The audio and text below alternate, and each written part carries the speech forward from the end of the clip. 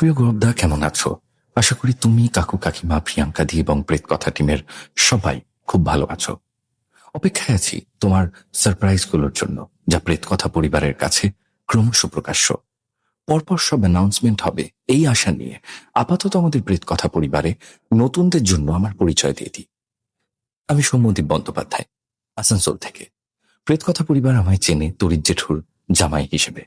দেখতে দেখতে আমার ৪র্থ এপিসোড চলে এলো প্রেত কথায়।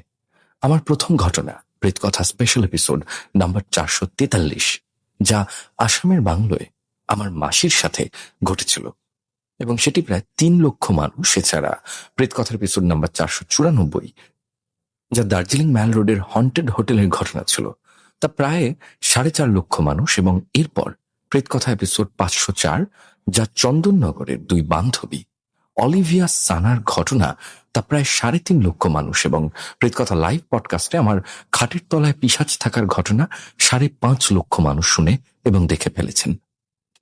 আমার বোনেরা, দিরা এবং ভাইয়েরা, সাথে দেশ বিদেশে ছড়িয়ে থাকা আমাদের প্রেতকথা পরিবার, সবার হাজার হাজার মন ভালো করা কমেন্ট পেয়েছি, এবং সাথে পেয়েছি ভালোবাসা এবং আশীর্বাদ।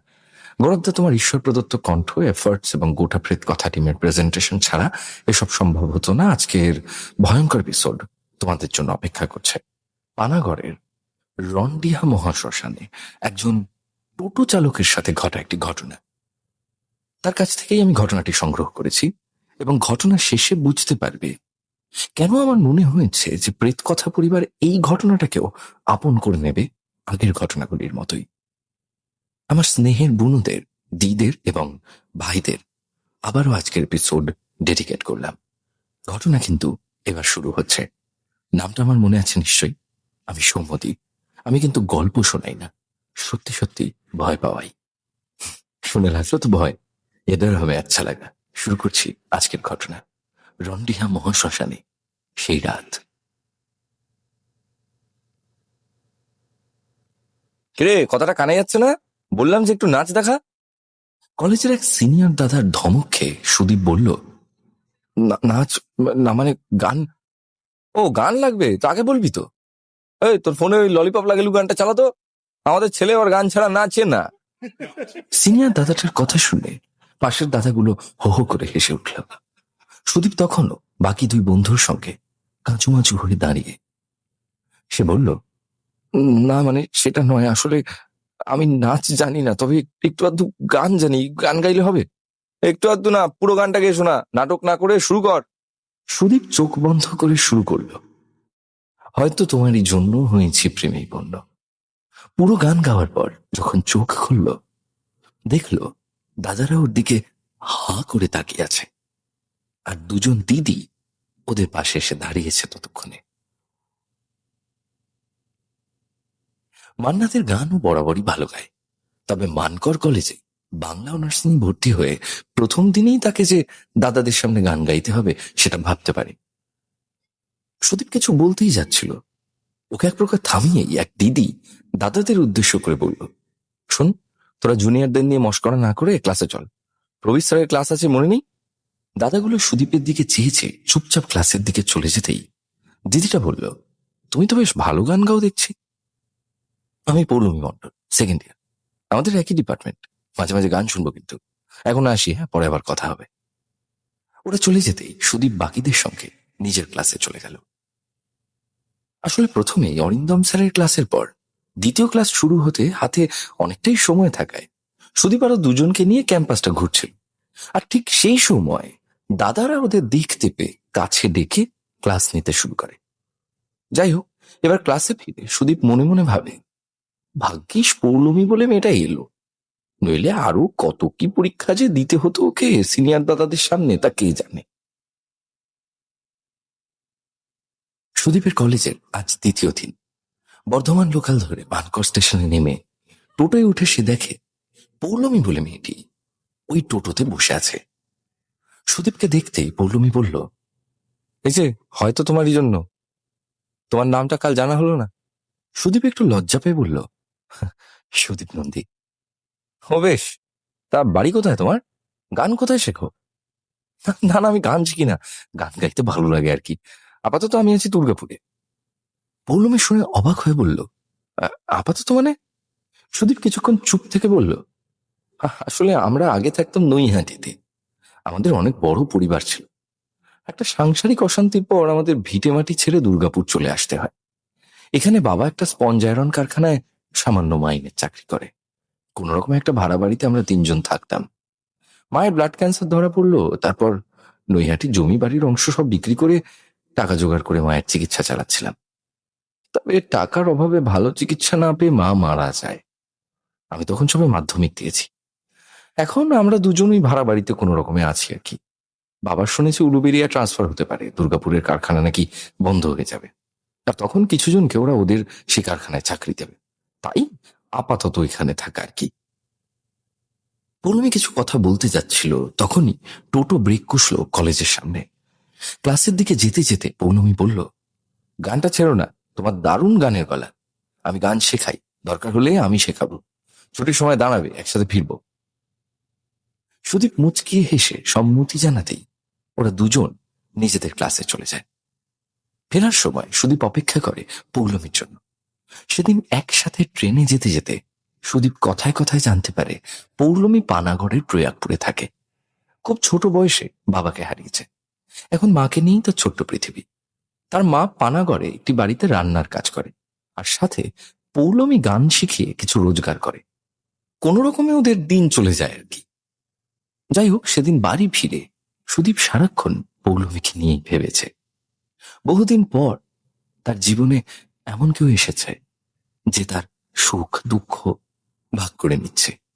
এখন প্রায় রোজই কলেজ যাওয়ার সময় সুদীপ পৌলমীর জন্য সিট রাখে। কলেজে ক্লাসের ফাঁকে গল্প আড্ডা, একসাথে গান গায় তারা। ফেরার সময় একই সাথে দুজন ট্রেনে করে ফেরে। কলেজের একই অনুষ্ঠানে দুজনে একসাথে মান্না দে আর সন্ধ্যা মুখার্জির গান গায়। এরপর থেকে কলেজে যে কোনো সাংস্কৃতিক অনুষ্ঠানে দুজনের ডুয়েট গাওয়ার ডাক পড়ত। অজান্তেই দিনের পর দিন ওরা বন্ধু থেকে খুব ভালো বন্ধু হয়ে ওঠে।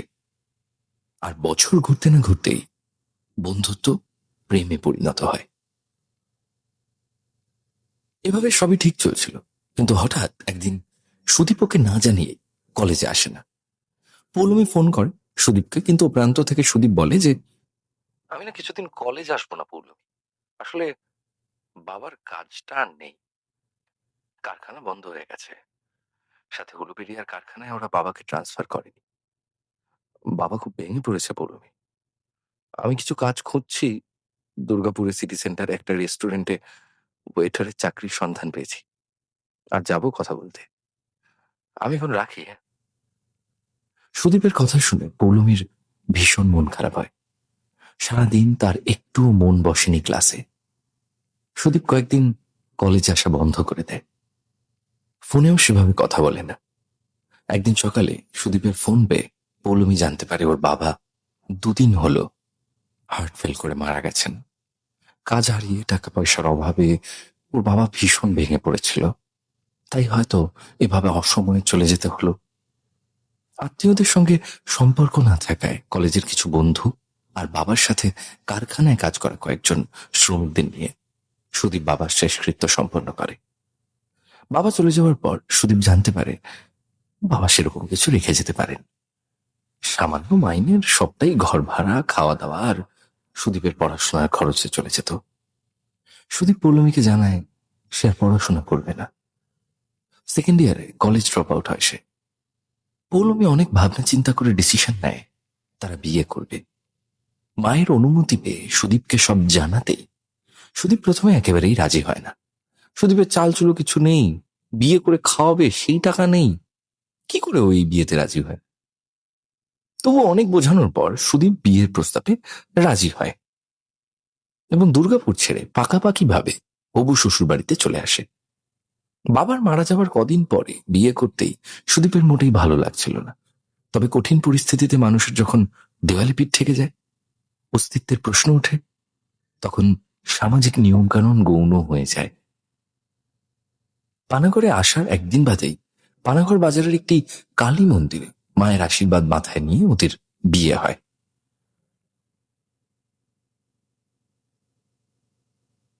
প্রয়াগপুরে ক্যানাল পারে পৌলমীদের একতলা বাড়িটায় সুদীপ পৌলমীর সংসার শুরু হয়।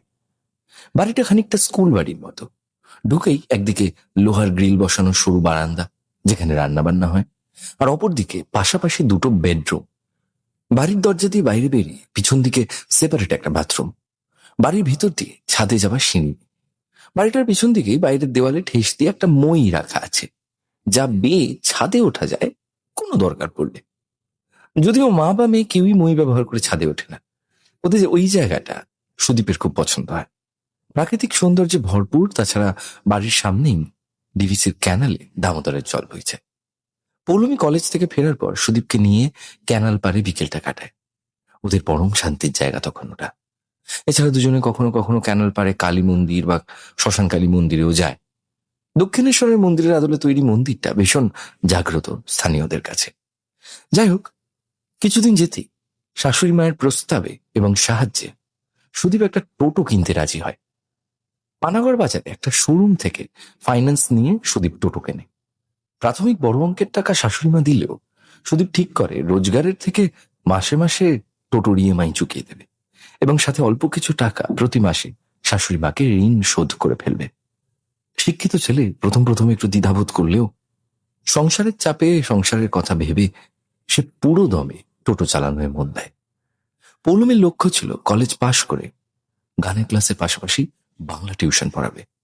তাই পৌলমীও 3rd ইয়ারের পড়ায় মন দেয়। কথায় আছে, অভাব যখন দরজায় এসে দাঁড়ায়, ভালোবাসা তখন জানলা দিয়ে পালায়। সত্যি বিয়ের কিছুদিন পর থেকেই সাংসারিক চাপে পৌলমীর সাথে সেই প্রেম বড্ড মিস করতে শুরু করে সুদীপ। পানাগড়ের রেল স্টেশনের স্ট্যান্ডে সুদীপ টোটো নিয়ে ভোর 4টে থেকে রাত 1টা অবধি থাকতে শুরু করে। জল খাবার বাইরে খেয়ে নিত। দুপুরের খাবার যখন বাড়িতে খেতে যেত, বাড়িতে শুধু শাশুড়ি মা থাকতো। একমাত্র কলেজ যাওয়া আর কলেজ থেকে বাড়ি ফেরার সময় স্টেশন আর বাড়ি যাতায়াতের সময়টুকু পৌলমীকে কাছে পেত সুদীপ। সবকিছুই ত্যাগ করেছিল দুজনে। দুজনেই দুজনের লক্ষ্যে এগোতে শুরু করলো। প্রথম দিকে রুট বুঝতে একটু অসুবিধা হলেও ফোনের সাহায্যে এবং এক টোটো চালকের সাহায্যে কদিন বেশ কিছু রুট চিনে ফেলে সে। নিজের নাম এবং ফোন নাম্বার দিয়ে কার্ড এবং লিফলেট ছাপায়। প্যাসেঞ্জারের সাথে কথা বলে সেরকম বুঝলে সে নিজের কার্ড বা ফোন নাম্বার দিতে শুরু করে। সাথে নতুন কোনো গ্রামে বা এলাকায় গেলে কয়েকটা লিফলেট নিজের সাথে রাখে, যাতে কিছু লিফলেট দেয়ালে চিটিয়ে দেওয়া যায় বা কারোর হাতে দেওয়া যায়। কিছুদিনের মধ্যে এলাকায় টোটো চালক হিসেবে সুদীপের পরিচিতি যথেষ্ট বেড়ে যায়। এক গ্রীষ্মের দিনে হঠাৎ করে আকাশ ভাঙা বৃষ্টি শুরু হয়। সকাল থেকেই প্রায় ফাঁকা। আসলে বর্ষার দিন হলে মানসিকভাবে প্রস্তুতি থাকে যে বৃষ্টি হবে, তাই পয়সা উপার্জনের জন্য মেনে নিতে হয় সমস্ত বাধা বিপত্তিকেই। তবে হঠাৎ করে অঝোরে বৃষ্টি শুরু হওয়ায় বহু টোটো চালক সেদিন টোটো বের করেন। বেশিরভাগ চালক ভাড়ায় টোটো চালায়। নিজেদের টোটো হলে আলাদা কথা, প্রফিট লস একান্তই নিজের, কিন্তু ভাড়া নেওয়া হওয়ায় ঝড় হোক বা বৃষ্টি হোক, যাই হোক না কেন, টোটো চালককে তার মালিককে 300 টাকা রোজ হিসেব করে দিনের শেষে দিতে হয়। বৃষ্টির দিনে লস হবে, নিজের কিছুই বাঁচবে না, সব মালিককে দিতে হবে। এই ভেবে ভাড়ার টোটো নিয়ে চালকেরা আসেনি স্ট্যান্ডে। সুদীপ ছাড়া হাতে গোনা কতগুলি টোটো দাঁড়িয়ে। সত্যি সকাল থেকে সেরকম ভাড়া পেল না সুদীপ। 1-2 ছাড়া সব টোটো দুপুরে খেতে গিয়ে আর স্ট্যান্ডে ফিরল না। বিকেল থেকে কয়েকটা শেয়ার ভাড়া পেয়ে সুদীপ ভাবলো যে আর কিছুক্ষণ থাকা যাক, আজকে তো কম্পিটিশনও নেই, একটা এক্সপ্রেস গাড়ি ঢুকলে বড় ভাড়া পেতেই পারি। বিকেল গড়িয়ে সন্ধে হলো, এদিকে বৃষ্টির বিরাম নেই। কোলফিল্ড আর ইন্টারসিটি এক্সপ্রেস পরপর কয়েকটা ছোট ছোট শেয়ার ভাড়াও জুটল তার, বড় কোনো রিজার্ভ ভাড়া জুটল না। সুদীপ অপেক্ষা করলো অগ্নিবীণা এক্সপ্রেস ঢোকার। বড় ভাড়া পেলে যাবে, নইলে ফিরে যাবে, এই ভেবে আরো কিছুক্ষণ স্ট্যান্ডে থাকলো। সুদীপ যা ভাবল তার উল্টোটা হলো। কোনো প্যাসেঞ্জার বেরোলো না স্টেশন থেকে। আর কয়েকজন যা হয় নামলো, তারা নিজেদের বাইক নিয়ে স্ট্যান্ড থেকে চলে গেল। একটা প্যাসেঞ্জার এলো বটে, তবে সে যেখানে যাবে তার ভাড়া হয় 20 টাকা। পাশের টোটো চালকের পরিচিত হওয়ায় সে কিছু এক্সট্রা ভাড়া দিয়ে তার সাথে চলে গেল। সুদীপ দেখল ভোর থেকে সারাদিন বৃষ্টিতে তার রোজগার মাত্র 100 টাকা হয়েছে। উপায় নেই, আজকে কপালে এটুকুই লেখা আছে। বাড়ি ফেরার জন্য স্টার্ট করে টোটোটা ঘোরাতে যাবে, এমন সময় এই টোটো, টোটো, এই, এইদিকে এইদিকে। আওয়াজ পেয়ে সুদীপ টোটো থেকে মুখ বাড়িয়ে চেয়ে দেখলো এক বয়স্ক ভদ্রলোক আর ভদ্র মহিলা দুটো বড় ব্যাগ নিয়ে স্টেশনের বাইরে বেরিয়ে সুদীপের দিকে তাকিয়ে হাত নাড়াচ্ছে। সুদীপ ওদের কাছে গিয়ে জিজ্ঞাসা করল, কোথায় যাবেন? ভদ্রলোক উত্তর দিলেন, আমরা চাক তেঁতুল গ্রামের রামেশ্বর শিব মন্দির যাব। সুদীপ বলল, বাপরে বাপ, সে তো অনেক দূর। ট্রেন কখন এসেছে আর আপনারা এত দেরিতে বেরোচ্ছেন? বৃষ্টিতে কোনো টোটো নেই, আজ যে কটা ছিল প্যাসেঞ্জার নেই দেখে বেরিয়ে গেল তো। এবার ভদ্রমহিলা বললেন, বাবা বয়স হয়েছে তো, ব্যাগগুলো নিয়ে বেরোতে একটু দেরি হলো। তা তুমি আমাদের পৌঁছে দাও। চাক তেঁতুল গ্রামে রামেশ্বর শিব মন্দিরের থেকে একটু এগিয়েই আমাদের বাড়িটা। সুদীপ বলল, যাও, কিন্তু টাকা বাড়িয়ে দিতে হবে আপনাদের। বৃষ্টি বাদলের দিন, সারাদিন রোজগার নেই, রাস্তাটাও অনেকটা। তাছাড়া আমায় তো ফাঁকা ফিরতে হবে, ওদিকটা আমি আগে কখনো ভাড়া নিয়ে যাইনি। আপনারা রাস্তা চিনিয়ে দেবেন ভুল হলে। সুদীপের প্রস্তাবে ওনারা রাজি হয়ে যান এবং টোটোয় উঠতেই সুদীপ টোটো ছেড়ে দেয়। চাক তেঁতুল গ্রাম রন্ডিহা ড্যামের কাছে। বেশি দিন না হয় এর আগে সুদীপ কখনো এদিকের ভাড়া নিয়ে আসেন। মোবাইলে গুগল ম্যাপ দেখে আর ওই ভদ্রলোকের সাহায্যে প্রায় 10 কিলোমিটার রাস্তা টোটো চালিয়ে ওই বৃষ্টির মধ্যে গ্রামে পৌঁছয় সুদীপ। বৃষ্টি কিছুটা কমেছে তখন। ভদ্রলোক ভাড়া মিটিয়ে সুদীপকে ধন্যবাদ জানিয়ে বাড়িতে ঢোকেন স্ত্রীকে নিয়ে। সুদীপ টোটোটা মন্দিরের বাইরে রেখে মন্দিরে ঢুকে মহাদেবকে প্রণাম করে কৃতজ্ঞতা জানায়। ঈশ্বর আজ তাকে এই বৃষ্টির দিনে বেশ বড় ভাড়া পাইয়ে দিয়েছে। প্রণাম সেরে মন্দির থেকে বেরিয়ে টোটোর কাছে যেতেই সে দেখে একজন লোক টোটোর কাছে দাঁড়িয়ে আছে। সুদীপকে দেখতেই লোকটি বলল,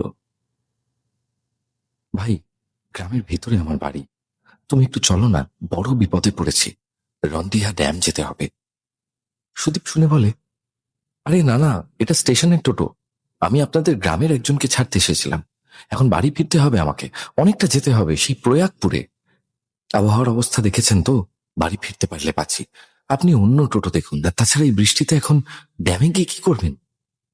লোকটি এবার সুদীপের পায়ে পড়ে গেল, বলল, আপনার পায়ে পড়ি দাদা, আপনি আমাদের বিপদ থেকে বাঁচান, আমি টোটোর খোঁজে বেরিয়েছি। গ্রামের একটা টোটোওয়ালা মদের নেশায় বুধ হয়ে ঘরে পড়ে রয়েছে। যার মারুতি গাড়ি সে গেছে কলকাতায় ভাড়া নিয়ে, এখনো ফেরেনি। এখানে ড্যাম যাওয়ার জন্য বড় রাস্তায় উঠতে টোটো আছে কিনা দেখতে যাচ্ছিলাম, আর এই মন্দিরের সামনে টোটো দেখে আশ্চর্য হলাম।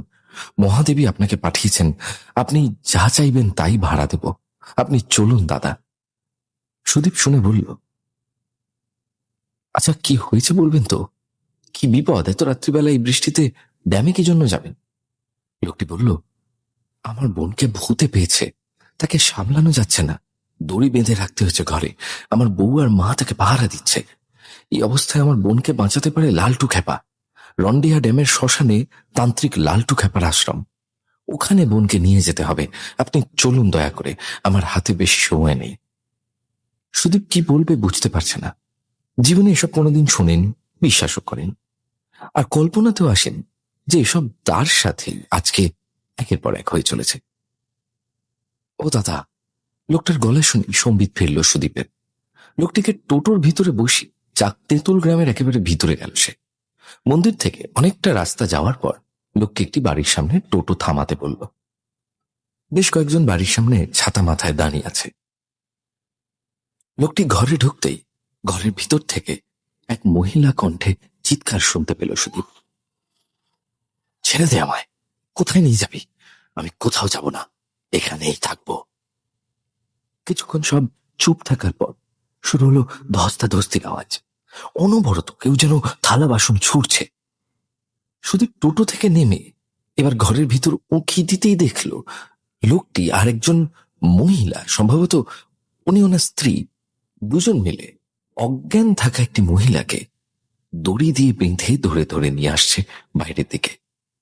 লোকটি সুদীপের পিছনের সিটে বসল আর তার স্ত্রী টোটোর পিছনের সিটে, আর ওই মহিলার মাথাটা নিজের পায়ে রেখে শুইয়ে দিল কোনো রকমে। সুদীপ গাড়ি স্টার্ট করলো। চাক তেঁতুল গ্রাম থেকে রন্ডিহা ড্যাম যাওয়ার রাস্তাটা সুদীপের কাছে একেবারেই নতুন।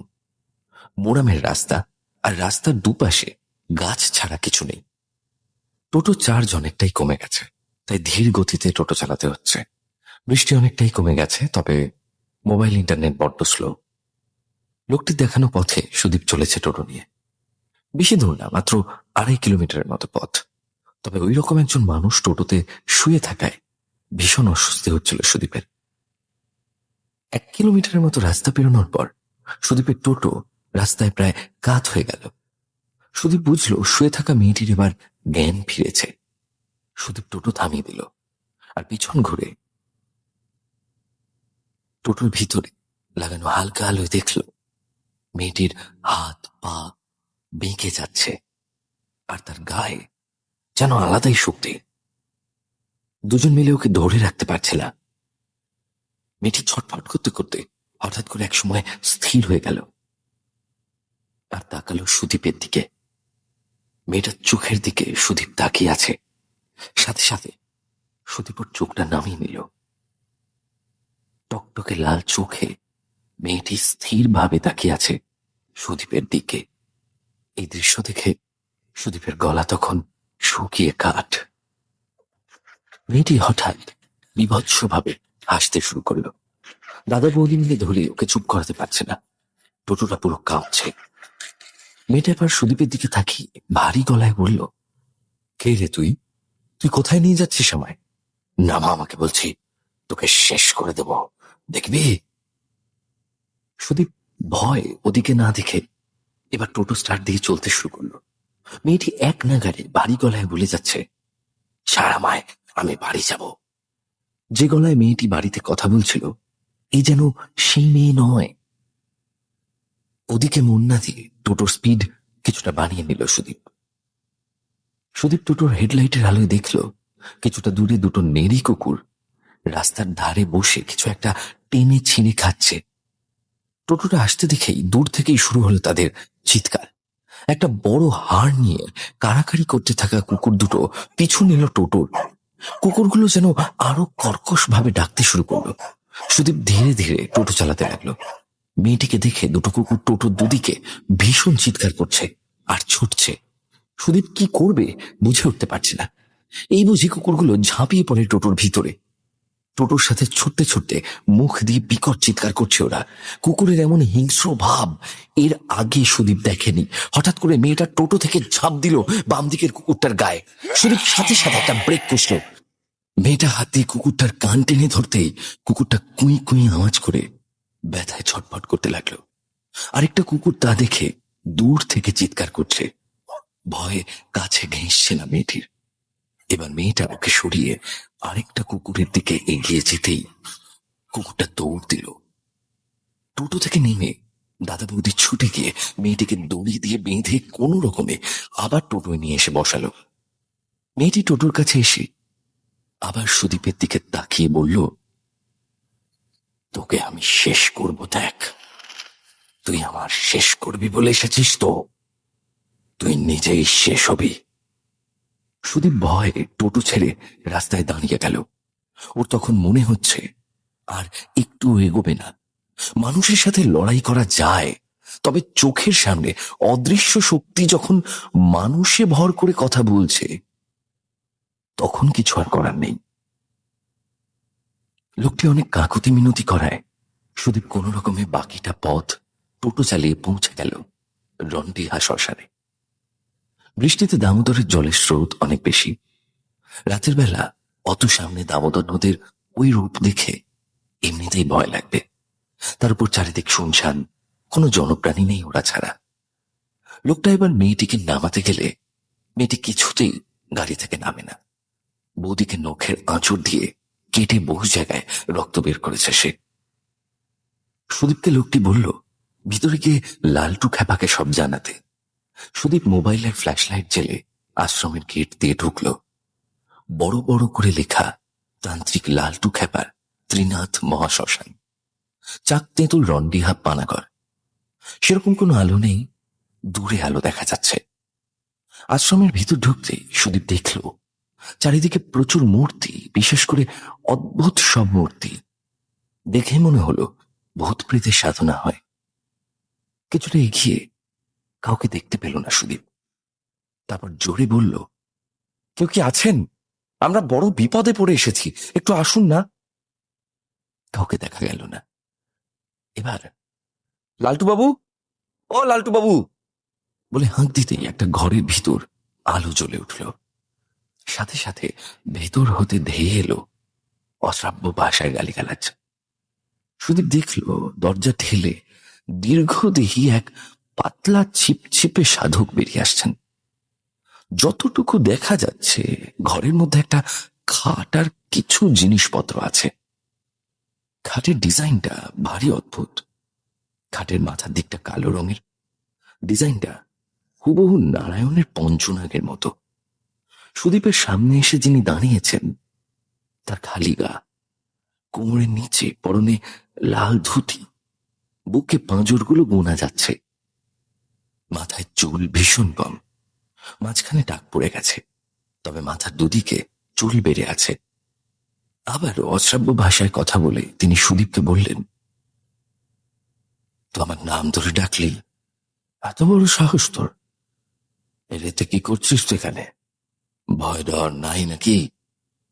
সুদীপ ঘটনাটা সংক্ষেপে ওনাকে বলতেই লালটু খেপা আপদ বলে গজগজ করতে করতে আশ্রমের গেটের বাইরে অবধি এলেন। ওনাকে দেখে মেয়েটি তখন যেন একেবারে ভয় গুটিয়ে যাচ্ছে। দাদা বৌদিকে চেপে ধরে মুখ লুকোচ্ছে। মেয়েটির কপালে লালটু খেপা তার হাত রাখতেই ও কিছুটা শান্ত হলো, আর ওরা মেয়েটিকে নিয়ে ভিতরে গেল। লালটু খেপা একটা ঝুপড়ি ঘরে নিয়ে এলেন সবাইকে। সুদীপ দেখল ঘরের ভিতর নরকঙ্কালের মুন্ড ছাড়াও আয়না, কিছু নেশার জিনিস এবং আরো কত কি এদিক ওদিক ছড়িয়ে আছে। উনি পঞ্চমুণ্ডির আসনে বসলেন। গল্পের বইয়ে এসব নিয়ে পড়লেও সামনাসামনি এসব দেখার অভিজ্ঞতা সুদীপের এই প্রথমবার। সিনেমায় সে কিছু জিনিস দেখেছে ঠিকই, তবে এখন যা দেখছে তা সিনেমার থেকে কোনো অংশে কম নয়। একজন অঘরী সাধকের সাধনার জায়গায় যা যা থাকে সবই ছিল ওর ঘরে। লালটু খেপা চিৎকার করে বললেন, এই তোমার রাতের সাধনার সময় এলি কেন? তোকে শেষ করবো আমি। জানিস তো কার কাছে শেষ? 12 বছর কামাক্ষার বন জঙ্গলে সাপ, ব্যাং, পিশাচকে ভয় না করে সাধনা করেছি আমি। সাপকে কামড়ে শেষ করে দিয়েছি। আমার শরীরের বিষে সে মরেছে। তুই কি জিনিস বটে তা আমি জানি। তো আজ শেষ। দাঁড়া, তোকে বন্দি করে রাখবো, আরো কষ্ট পাবি, ছটফট করবি, তারপর আমার পোষা প্রেতাত্মারা তোকে সাথে নিয়ে চলে যাবে। তোর নিস্তার নেই। ছাড় বলছি মেয়েটাকে, কষ্ট দিস না। মেয়েটা তখন একেবারে যেন মাটিতে মিলিয়ে গেছে। এবার মেয়েটার মাথায় হাত রেখে কি সব বিড়বিড় করতে লাগলো, আর মেয়েটা তত কাতরাতে লাগলো। একসময় মেয়েটি স্বাভাবিকভাবে সবার দিকে তাকিয়ে আবার অজ্ঞান হয়ে গেল। লালটু খেপা আমাদের দিকে তাকিয়ে আবারও অশ্রাব্য ভাষায় আত্মাটির ব্যাপারে কিছু বলার পর বললেন, সব পালা এবার এখান থেকে। সব গ্রামের লোক আমায় ভয় পায়। আমি লোকালয় বার হই না। আমায় দেখলে সব পালায়। আর শোন, আমার সাধনার সময় কেউ এলে আমি ঢুকতে দিই না। মেয়েটা মরে যেত বলে তোদের এত রাতে ঢুকতে দিলাম। তু বোনকে চোখে চোখে রাখবি। ভর সন্ধ্যায় ওকে মাঠে ঘাটে ছাড়িস না। ওকে তো অপঘাতে মরা একটা পুরুষ মানুষের শয়তান আত্মা কাবু করেছে। যা, এ যাত্রায় বেঁচে গেল তোর বোন। এবার তোরা যা দেখিনি সব দূরা দূরা চোখের সামনে থেকে। আপদগুলো বিরাও, আমার সাধনার সময় হয়ে এলো। আবারও অশ্রাব্য ভাষায় চোখ বন্ধ করে বকতে শুরু করলেন উনি। লোকটি আর তার স্ত্রী মাটিতে শুয়ে লালটু খেপাকে প্রণাম করে কিছু প্রণামী দিয়ে কোন রকমে অজ্ঞান মেয়েটিকে ধরে টোটো অবধি নিয়ে গেল। ফেরার সময় সারা রাস্তা মেয়েটি অজ্ঞান ছিল, তবে দেখে মনে হচ্ছিল সে ঘুমোচ্ছে। মুখ চোখ দেখে বোঝাই যাচ্ছে সব স্বাভাবিক। সুদীপ চাঁদতেতুল গ্রামে ওদেরকে পৌঁছে দিতেই লোকটি সুদীপকে কৃতজ্ঞতা জানিয়ে অনেকটাই বাড়তি ভাড়া দিল। এই দুর্যোগের দিনে এত টাকা রোজগার করে আনন্দ হলেও সারা রাস্তা বেশ অন্যমনস্ক হয়েই টোটো চালিয়ে সে যখন ঘরে ফিরল তখন রাত 11টা। পরদিন রবিবার, পৌলমীর কলেজ ছুটি। আজ ভোরে টোটো নিয়ে বেরোতে পারেনি সুদীপ। মাঝরাত থেকে প্রচন্ড বৃষ্টি বাড়ায় সারা রাত কারেন্ট ছিল না, টোটো চার্জ হয়নি। বৃষ্টি থামায় সকালে কারেন্ট আসতেই টোটো চার্জে লাগিয়ে দেয় সুদীপ। জল খাবার খেয়ে পৌলমীকে গত রাতের সমস্ত কথা জানাতেই আঁতকে ওঠে পৌলমী। সে বলে, তুমি ওই শ্মশানের কাছে লালটু খেপার আশ্রমে গিয়েছিলে? এ মা শুনলে ভীষণ বকবে। জানো, ছোটবেলায় রন্ডিহা ড্যাম ঘুরতে গিয়ে আমি ওই আশ্রমে একবার ঢুকে পড়েছিলাম। ভূতের মূর্তিগুলো দেখে লালটু খেপাকে প্রশ্ন করেছিলাম যে, এগুলো কি ভূতের মূর্তি? এখানে কি ভূতের পুজো হয়? লালটু খেপা বলেছিলেন, মা, তুই অনেক ছোট, এসব এখন তো বুঝবি না, যা চলে যা। আর শোন, কখনো না বলে এখানে আসিস না। মাকে পরে সব বলায় মা খুব বকেছিল আমায়। সেই থেকে আজ এত বছর হলো আমি আশ্রম তো দূরের কথা, রন্ডিহা ড্যামেও ঘুরতে যাইনি, বা বলতে পারো আর যাওয়া হয়ে ওঠেনি। আজ বিকেলে নিয়ে যাবে আমায়, কথা দিচ্ছি সন্ধে করবো না, সূর্য ডোবার আগে ফিরে আসবো। চলো না গো, কতদিন হলো আমরা একসাথে একটু সময় কাটাই না। আজ তোমায় রন্ডিহা ড্যাম দেখাবো, দেখবে কি সুন্দর দামোদর নদ। সুদীপ রাজি হলো বটে, তবে তার চোখে তখনও গতকাল রাতের সেই দৃশ্যগুলো ভাসছে। যাই হোক, দুপুরে খাওয়া দাওয়া করে টোটোতে পৌলমীকে নিয়ে সুদীপ রন্ডিহা ড্যাম দেখতে বেরোল। পূর্ব বর্ধমান জেলার খুব জনপ্রিয় গ্রাম হলো রন্ডিহা। ড্যামটার জন্য বহু মানুষ দূর দূর থেকে ঘুরতে আসে। টোটোয় যেতে যেতে পৌলমী এভাবেই সারা রাস্তা রন্ডিহার ব্যাপারে সমস্ত বিবরণী দিতে দিতে আসছিল সুদীপকে। এদিকে সুদীপের বিন্দুমাত্র ইচ্ছে নেই এসব শোনা, কারণ কালকের ঘটনা থেকে সে এখনো বেরোতে পারেনি। আবার সেই একই জায়গাতে আজ তাকে বাধ্য হয়ে যেতে হচ্ছে। রন্ডিহা বাজার থেকে মোরাম দেওয়া রাস্তা চলে গেছে রন্ডিহা ড্যামের দিকে। সুদীপ ড্যামে পৌঁছায় টোটোটা এক জায়গায় রেখে পৌলমীকে নিয়ে প্রকৃতির অপরূপ সৌন্দর্য উপভোগ করতে থাকল। এতক্ষণ তার ভালো না লাগলেও দিনের আলোয় রন্ডিহা ড্যামের সুন্দর রূপ দেখে তার মন ভালো হয়ে গেল। সুদীপ সব দেখে বুঝল, দামোদর নদীর উপর প্রায় 90 বছর পুরনো এই ড্যামে 3টি গেটের মাধ্যমে জল ছাড়া নিয়ন্ত্রণ করা হয়। পাশেই ডিভিসির ক্যানেল দিয়ে নদীর জল বইছে, যা চাষবাসে ব্যবহার করা হয় পাশের এলাকায়। ব্যারেজের অপর পারে বাঁকুড়া জেলার নিত্যানন্দপুর। গতকাল রাত্রে আলোর অভাবে পুরোপুরি বুঝতে না পারলেও আজ সুদীপ ভালোভাবে দেখল রন্ডিহা ব্যারেজের পাশে লালটু খেপার আশ্রম। এই অপূর্ব রন্ডিহা ড্যামের পাশে আশ্রমের বড় গেট দিয়ে ঢুকে দিনের আলোয় ওই অদ্ভুত ভুতুরে শ্মশান দেখে ওদের চক্ষু ছানা বড়া। আশ্রমের নানান জায়গায় ছড়িয়ে ছিটিয়ে রাখা হয়েছে বহু শৈল্পিক মডেল। দেখে মনে হচ্ছে আর্ট কলেজ থেকে পাশ করা ব্যক্তি ছাড়া এমন মডেল বানানো সম্ভব না। সুন্দর করে ঘেরা গোটা এলাকাটা ভয়ঙ্কর সব মূর্তি দিয়ে সাজানো। এক জায়গায় বড় বড় করে লেখা, বিনা অনুমতিতে প্রবেশ নিষেধ। কোনো জিনিসে হাত দিলে নিজের বিপদ নিজেই ডেকে আনবেন।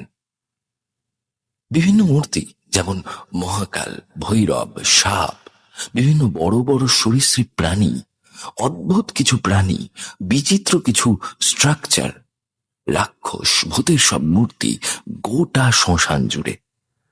পরিষ্কার বোঝা যাচ্ছে এখানে তন্ত্র সাধনা হয়। কপালকুণ্ডলায় সেই কাপালিকের কথা মনে পড়ে গেল সুদীপের।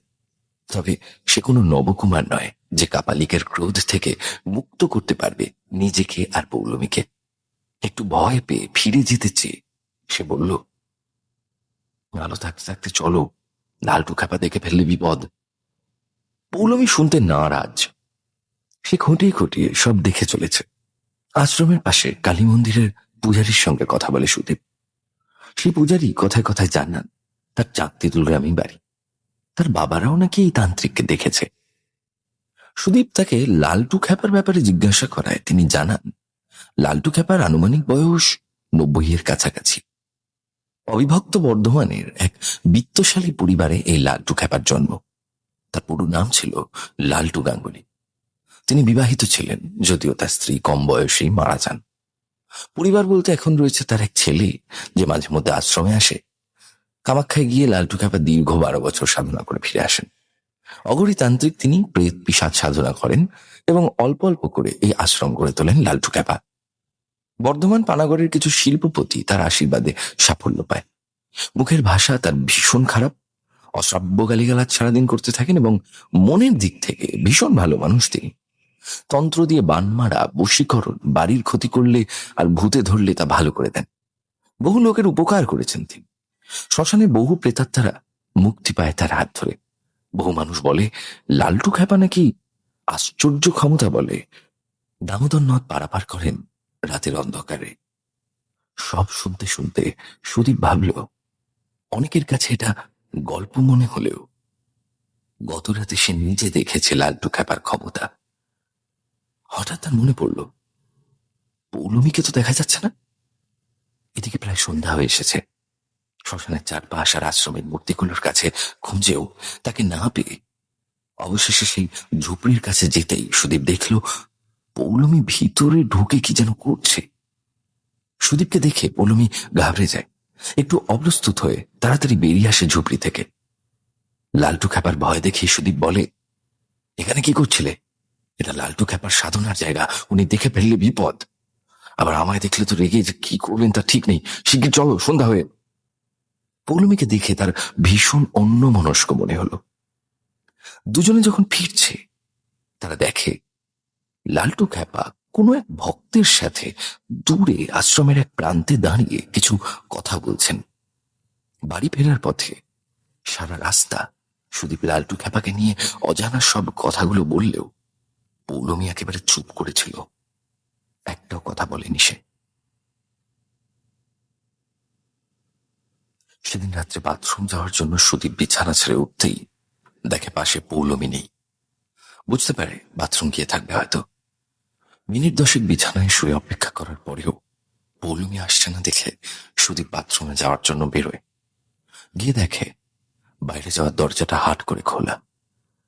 সেদিক থেকে বেরিয়ে বাড়ির পিছন দিকে বাথরুমে যেতে গিয়ে দূর থেকে দেখে বাথরুমটা অন্ধকার। পৌলমী গেল কোথায়? সে আবার বাড়ি ঢুকে বারান্দা পেরিয়ে শাশুড়ি মায়ের ঘরের দরজায় হালকা খুলে উকি দেয়। দেখে উনি একাই ঘুমোচ্ছেন। একবার নিজেদের ঘরটা ভালো করে দেখে পৌলমীকে খুঁজে না পেয়ে সুদীপ আবার বাথরুমের দিকে যায়। বাথরুমের বাইরের দেওয়ালে থাকা সুইচটা অন করে আলো জ্বালিয়ে দরজাটা খুলে দেখে কেউ নেই ভিতরে। সুইচটা অফ করে পিছন ঘুরে উপরের দিকে চোখ পড়তেই সুদীপ ভীষণ ভয় পেয়ে বাবা আরে বলে আঁতকে ওঠে। সে দেখে পৌলমী ছাদের উপর পা ঝুলিয়ে স্থির হয়ে বসে আছে। নিজেকে কিছুটা সামলে নিয়ে সুদীপ ভয়ে ভয়ে বলে, তুমি কি করছো ওখানে? নেমে এসো। করছোটা কি ওখানে? নামো। পৌলমী যেন শুনেও না শোনার ভান করে। এবার মই দিয়ে ছাদে উঠে পৌলমীর কাঁধে হাত রাখতেই সে যেন সুদীপকে দেখে চমকে যায়। সুদীপ ওকে ধরে কোনো রকমে নামিয়ে আনে ছাদ থেকে। ঘরে ঢুকে সুদীপ বলে, এত রাতে তুমি বেরিয়েছিলে কেন? মইবে এই সময় কেউ ছাদে উঠে পড়ে গেলে কি হতো বলতো? পৌলমী কোনো কথার উত্তর দেয় না। সুদীপের দিকে ফ্যাল ফ্যাল করে চেয়ে থাকে। কিছুক্ষণ বাদে পাশ ফিরে ঘুমিয়ে পড়ে। ভোরবেলা সুদীপ টোটো নিয়ে বেরিয়ে পড়ে। গতকাল কোনো রোজগার হয়নি তার। আজকে তাকে কিছুটা মেকআপ করতেই হবে। সকাল দিকটা কতগুলো ভাড়া চালিয়ে বাড়ি পৌঁছায় সে। পৌলমী কলেজ যাবে, তাই ওকে স্টেশন অব্দি ছাড়তে হবে। বাড়ির বাইরে বসেছিলেন পৌলমীর মা। সুদীপকে আসতে দেখি রাস্তার কাছে এগিয়ে পড়ল। পৌলমী ঘুমোচ্ছে। বলছে আজ কলেজ যাবে না, শরীরটা একটু খারাপ মনে হয়, গাটা তো একটু গরম দেখলাম। মায়ের মুখে সব শুনে ঘরে ঢুকলো সে। দেখলো পৌলমী অঘরে ঘুমোচ্ছে। সুদীপ বলল, ও উঠলে ওকে কিছু খাইয়ে দেবেন আর ওষুধ খাইয়ে দেবেন একটু। আর শুনুন, বাড়াবাড়ি হলে জানাবেন, হ্যাঁ, আমি চলে আসবো। এই বলে সুদীপ বেরিয়ে গেল। পৌলমীর মা বেলার দিকে বেরোলেন রান্নার কাজ সারতে। যে বাড়িতে রান্না করেন সেখানে দিনের রান্না সেরে ঘরে ফিরে এসে দেখেন পৌলমীর গা জ্বরে পুড়ে যাচ্ছে। অল্প কিছু রান্না করে মেয়েকে জলপট্টি দিতেই জ্বর অনেকটা কমে আসে। সুদীপ দুপুরে খেতে এসে দেখে পৌলমী চুপচাপ বসে আছে বিছানায়। সুদীপ জিজ্ঞাসা করে, হ্যাঁ গো, জ্বর কমেছে তোমার? আজ বিকালে কি গানের ক্লাস করাতে পারবে? সুদীপের প্রশ্নের পর কিছুক্ষণ চুপ থাকে পৌলমী। তারপর ধরা ধরা গলায় বলে, আজ গান গাইতে পারবো না, গলা বসে গেছে আবার। বাচ্চাগুলো এলে মাকে বলেছি ছুটি দিয়ে দিতে। গলা ধরলে একরকম শুনতে লাগে, কিন্তু পৌলমীর গলার আওয়াজটা কেমন যেন অদ্ভুত লাগলো। মনে হচ্ছে যেন ভিতর থেকে খুব কষ্ট হচ্ছে ওর। একটু পরেই আবার ঘুমিয়ে পড়ল পৌলমী। সুদীপ খাওয়া দাওয়া করে টোটো নিয়ে বেরিয়ে গেল। পৌলমীর মা বিকেলবেলা ওই বাড়িতে রাতের রান্না সেরে দিয়ে সন্ধ্যের মুখে নিজের বাড়িতে ফিরে আসেন। রোজের মতন ধূপ দেখিয়ে ঠাকুরকে শঙ্খ বাজিয়ে সন্ধ্যা প্রদীপ জেলে বাইরে তুলসী মঞ্চে রেখে দেন।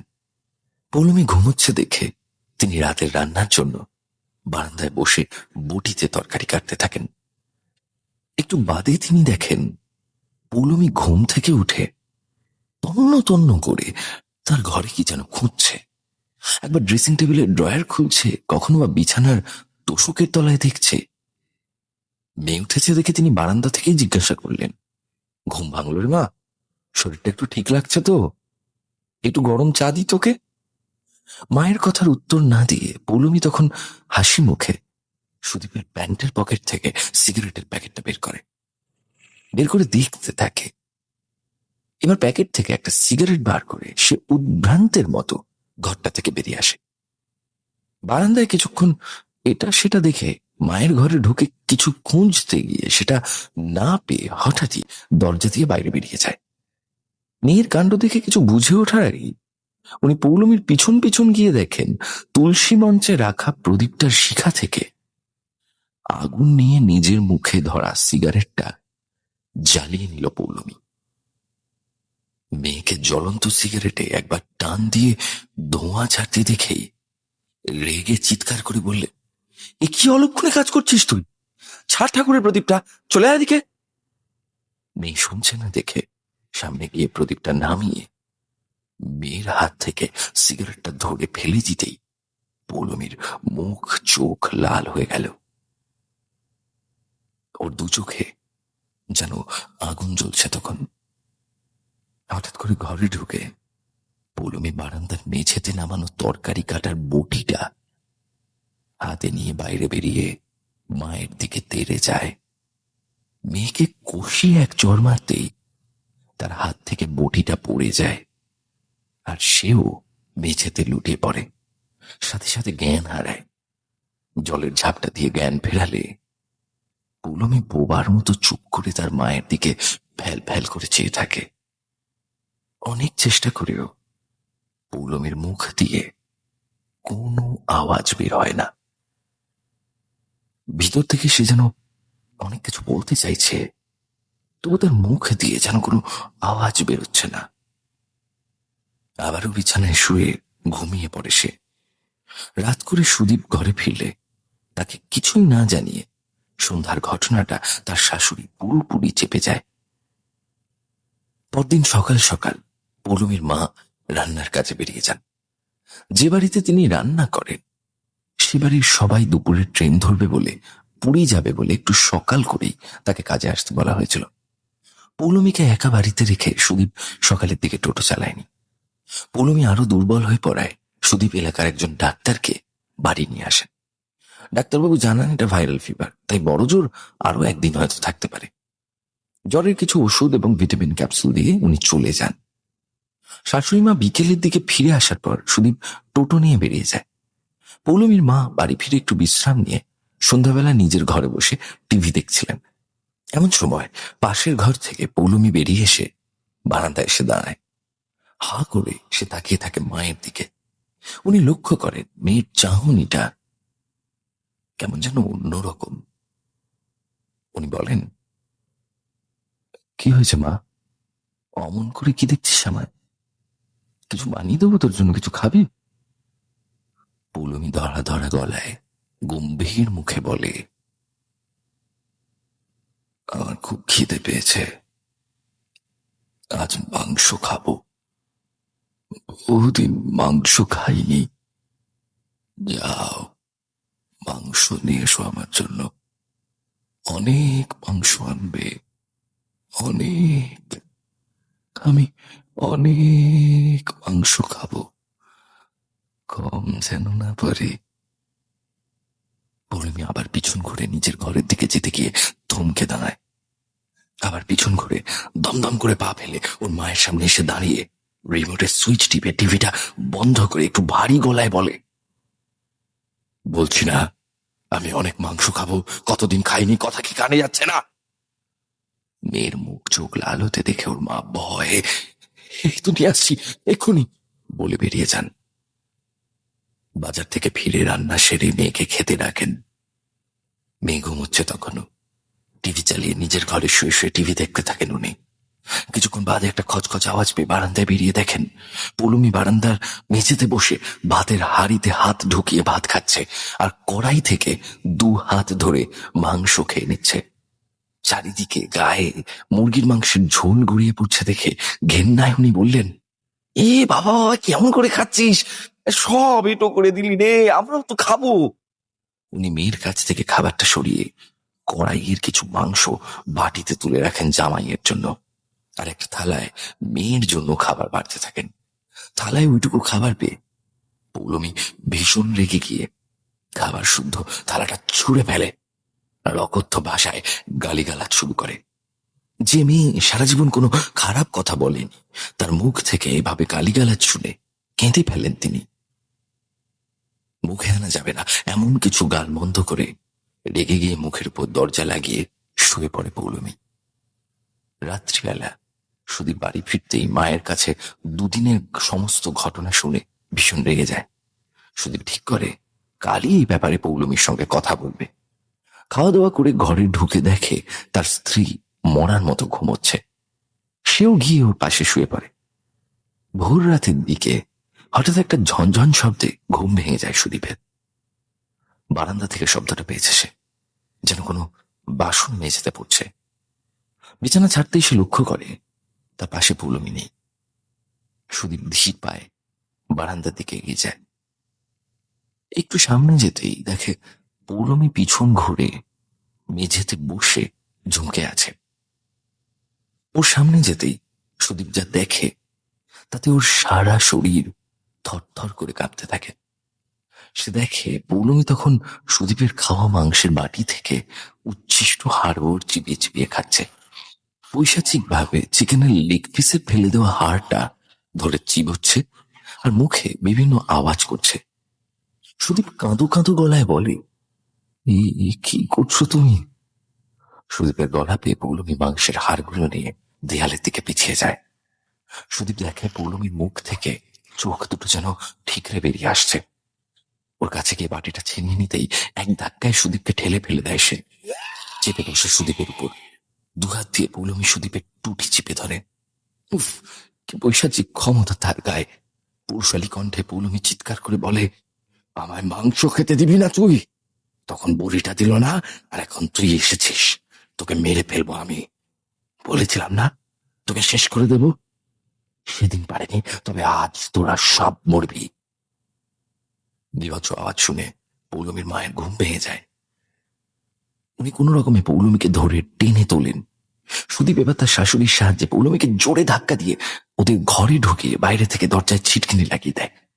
পৌলমী ভিতর থেকে পুরুষালী কণ্ঠে চিৎকার করতে থাকে, খোল আমায়, কিচ্ছু করবো না আমি, আমাকে মাংস খেতে দে। সুদীপ ব্যাপারটা বুঝতে পেরে এলাকার সেই ডাক্তারবাবুকে রাজি করিয়ে বাড়িতে নিয়ে আসে। দরজা খুলে পৌলমীর অচৈতন্য অবস্থায় দেহ পাওয়া যায়। ডাক্তারবাবু সুদীপের কথা মতো পৌলমীকে ঘুম পাড়ানোর ওষুধ দেন। ভোরের আলো ফুটতেই সুদীপ পৌলমীর এক বান্ধবী আর তার বৌদির সাহায্যে টোটোয় কোনো রকমে শুয়ে রন্ডিয়া ড্যামের উদ্দেশ্যে রওনা দেয়। খুব ভালোভাবে বুঝতে পারে সেদিন বিকেলে শ্মশান থেকে ফেরার পথেই কোনো অশুভ শক্তি প্রবেশ করেছে পৌলমীর মধ্যে। সুদীপ ভালো করে জানে তার পূর্ব অভিজ্ঞতা থেকে যে একমাত্র এই অবস্থায় রন্ডিহা ড্যামের লালটু বাবার শরণাপন্ন হওয়া ছাড়া তার আর কোনো উপায় নেই। সেদিনের ঘটনার পুনরাবৃত্তি হচ্ছে যেন তার কাছে। আশ্রম পৌঁছে লালটু বাবাকে সব জানান। তিনি ভীষণ রেগে যান। পৌলমীকে দেখা মাত্র তিনি সুদীপকে বলেন, তোমরার জন্য বউকে আশ্রমে এনেছিলি নাকি? তোরা জানিস না সাধকের কিছুতে হাত দিতে নাই? অপঘাতে মরা সেই পুরুষের আত্মা সেদিনই তোর বউকে ভর করেছে। আর কিছুদিন পর তোকেও মেরে ফেলতো। তোর বউয়ের শরীরে বেঁচে থাকতো রে। তারপর কি করতিস? সুদীপ কাঁদো কাঁদো হয়ে ভুল স্বীকার করে বউয়ের প্রাণ ভিক্ষা চাইলে লালটু খ্যাপা কিছুটা শান্ত হন, আর তার আশ্চর্য ক্ষমতা বলে সেই আত্মাকে ধ্বংস করেন। তিনি এও বলেন সুদীপ যেন আর টোটো না চালায়। অনেকের জীবনে অনেক নতুন জিনিস শুট করে না। যাই হোক, তিনি আশ্বাস দেন তার আশীর্বাদে ওদের জীবনে এবার যা হবে সব ভালো হবে। এভাবে লালটু খ্যাপার জন্যই পৌলমী নতুন জীবন পায়।